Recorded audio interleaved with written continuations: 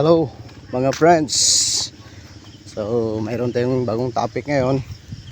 Dahil sa focus tayo sa channel natin na to tungkol sa pagmamanok.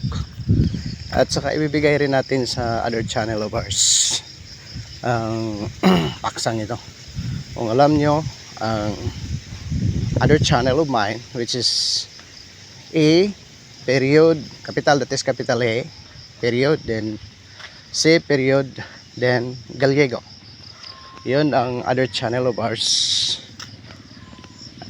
Dito ko to i-post sa Gallego na channel natin.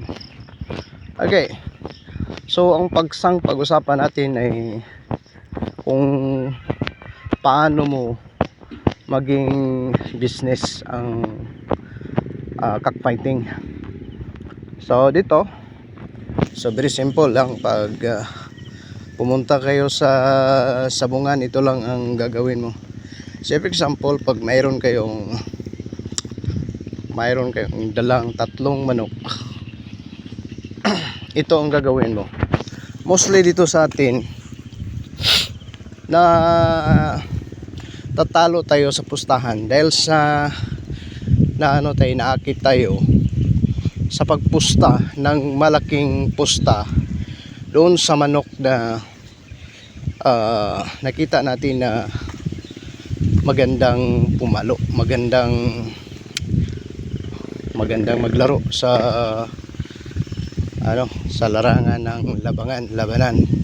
But sometimes doon pa tayo nadidihado, doon tayo natatalo sa yung mga manok natin na inaasahan natin na yung ay magandang maglaro, doon tayo natatalo. So ito ang mga estilo natin. Pag nandyan kayo sa sabungan, ito ang gagawin mo. Pag may dala kayong 3 manok o 4 na manok, you should have to divide your money into that number of cock of yours. Morning.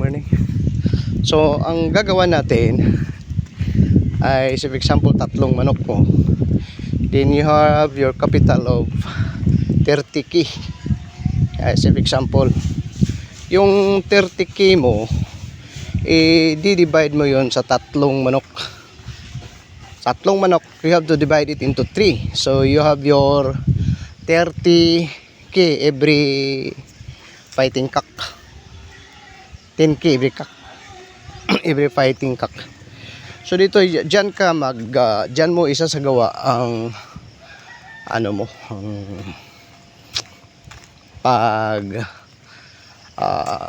lalaro mo sa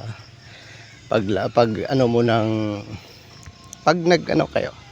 You have to join with the cockfighting.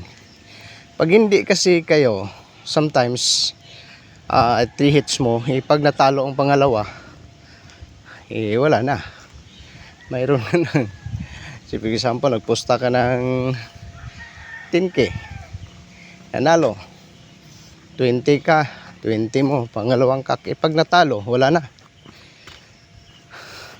natalo ka na. Ngunit pag ganito ang estilo mo sa pag pupusta, maging business mo ang pagmamanok. So ganyan ang gagawin mo. Ang pag-divide your capital into 3, pag 3 manok mo, pag 4 na manok mo, ganun din. So ganyan mga friend, ganyan ang estilo sa pagpupusta natin. So pag nanalo ang lahat, so nanalo kayo ng 30k. So ganun, ngunit kunti lang, ngunit papasok ang pera mo pag nandyan na sa'yo ang mga factors na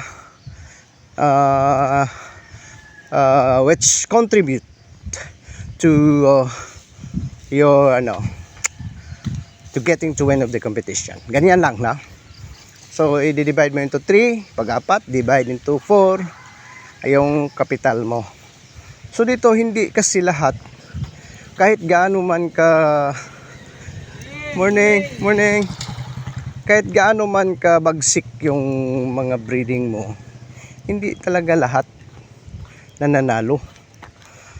May mga pagkakataon na nakaka-encounter ng manok mo na magaling din at saka nauunahan yung manok mo, natamaan sa fatal point or na napilayan. Ganun lang mga estilo sa ano natin. Hello. Ang estilo natin sa pagsasabong. So dito naman sa hawk fight, so for example, Tribisia kayo, punta kayong sabungan, wala kang manok. So dito, ang gagawin mo naman dito, huwag kayong umasa sa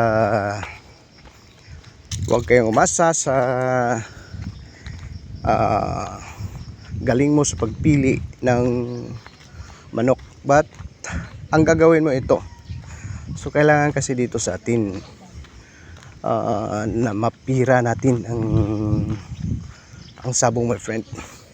Dahil pag yung mga kasabihan ng mga Bisaya na sugarol na tihurhur, yun mga tihurhur, yung mga sugarol na pusta ng ano, sample 10k tapos 20k tapos 40k, mga tihurhur yun. Yan, ganon din ako noon eh. So tihurhur, pag natalo ka, wala, isa lang dyan ang natalo, wala ka ng money. So ngayon pag ganyan ang estilo mo, tiyak na mapipira mo ang mga manok mo.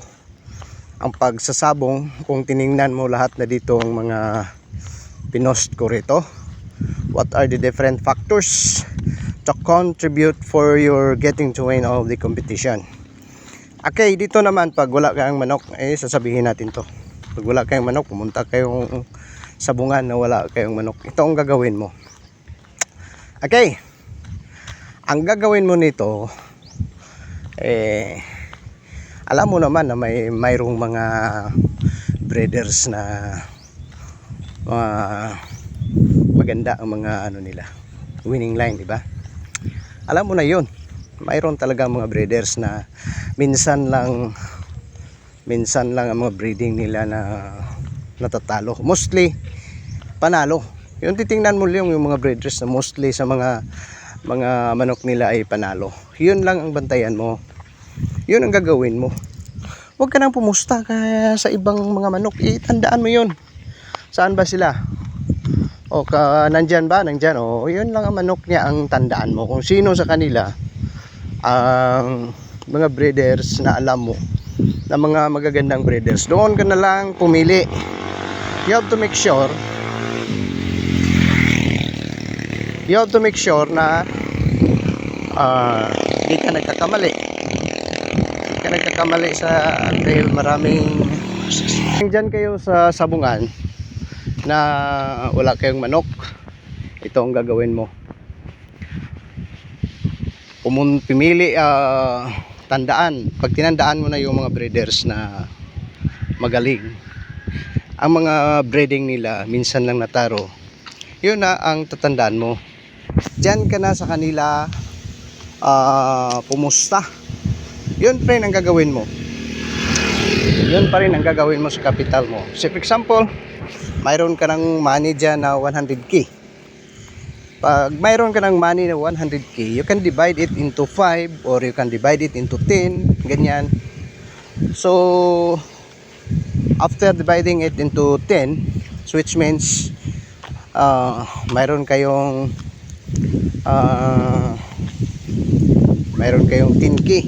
10k, pag 100k manok mo divided into 10 din equals 10k ang ano yan, yung anong tawa niya yung answer niya, no? Quotient pa yun sa tayong dividend. Quotient yun. Yan, mayroon kayong 10k bawat manok. So yun, pag nakapusta kayo ng 10k sa breeders na napili mo, 10k lang. Pangalawa, 10k pa rin. Pangatlong manok na 10k pa rin. Hanggang sa pang-apat na manok nila. Ganyan lang kayo mag-estilo. Magiging business mo talaga ang pagmamanok, my friend. Ganyan ka, tandaan mo yung sinabi ko. Uuwi ka na may dalang pera talaga. Huwag kang sugarol na tihurhur. Dahil sa mawalan talaga kayo ng pantalon yan. Sa Bisaya pa yun, mawadaan kag purol. So mawalan kayo ng pantalon, hindi na kayo nakabili pag sa gusto mo dahil hindi kayo marunong eh.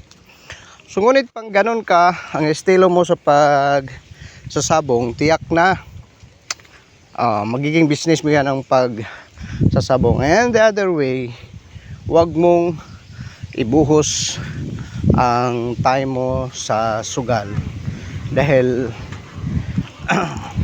parang minsan lang akong nakakita ng yumaman sa pagsusugal eh.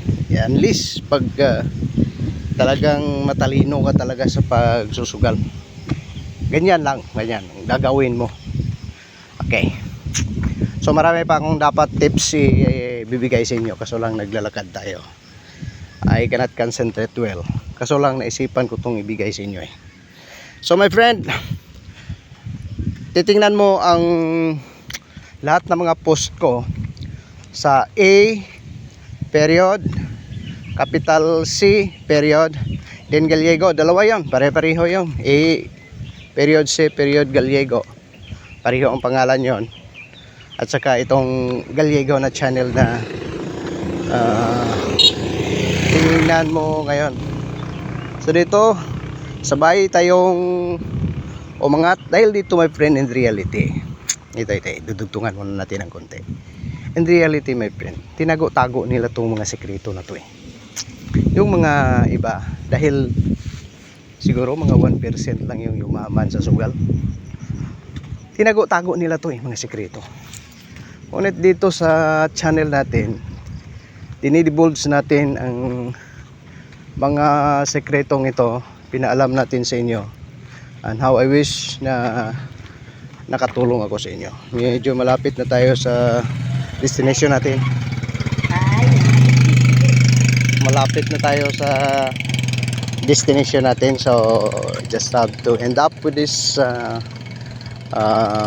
topic of ours. Have a blessed day my friend.